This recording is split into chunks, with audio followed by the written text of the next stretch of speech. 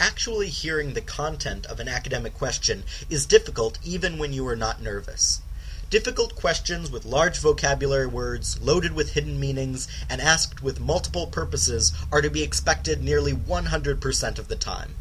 This video is designed to arm you with listening skills that will help you give a confident and relevant answer to those obtuse questions. First, know your audience. Second, listen for context clues. And third, ask questions. Knowing your audience is important. If your audience is an undergraduate class, they will bring a considerably different perspective than a panel of professors. While you cannot know everything about your audience, do what you can to learn about their perspective. This will help you hear the meaning behind their questions. The question, "What are you really interested in?" for example, has one meaning if asked by an undergrad, and an entirely different one if asked by a professor. If possible, learn about the backgrounds of your audience members. This will bring some perspective to their questions. Also, realize that you should not try to please your audience with your answers.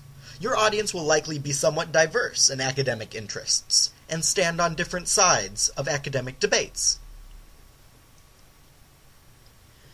When you are asked a question, listen for context clues.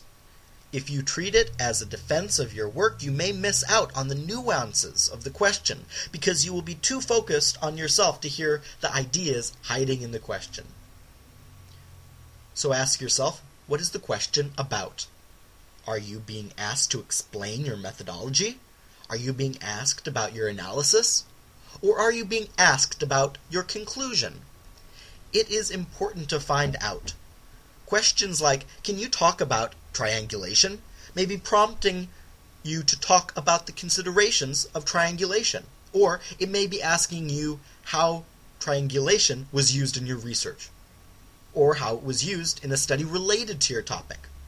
Sometimes the question will be given a context when it is asked, but there is no guarantee. If it is not, and you cannot determine what is meant by the question, use the next listening strategy. Ask questions. It is perfectly acceptable, and in fact desirable, for you to ask a follow-up question.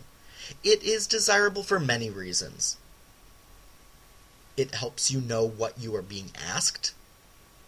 It creates a dialogue, which is what an academic presentation should be, a dialogue between the audience and your ideas.